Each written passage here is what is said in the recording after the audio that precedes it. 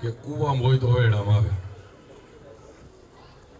એમાં બધું રેડી હતું તો આપણો હવેડો તૂટેલો હતો.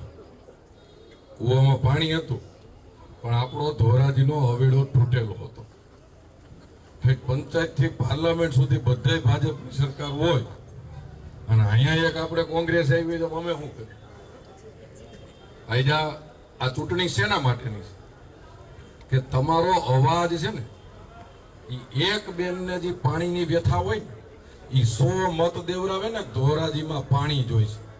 એટલે ભાજપની સરકાર ઠેઠ ભાદર ડેમ ભરી શકતી હોય, ધોરાજી નળમાં પાણી ન આવે.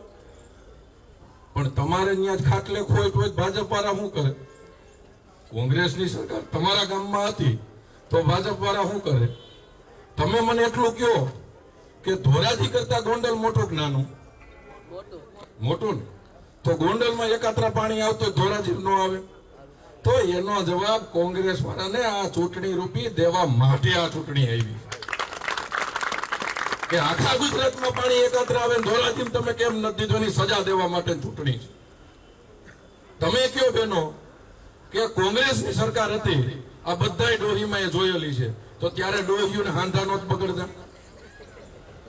ભાઈ ડોહીઓને હાંધા નોત બગડતા? કોંગ્રેસે કઈ હાંધો નાખ્યો? હાલો તમે મને કહો, કોંગ્રેસે કઈ હાંધો નાખ્યો? ભાજપની સરકારમાં ગુજરાતમાં એકય ડોહી હાંધા વગર દુખતી હોય એવી ડોહી નથી રહેવા દીધી, તો પાણી નો દેવડાવી અમે.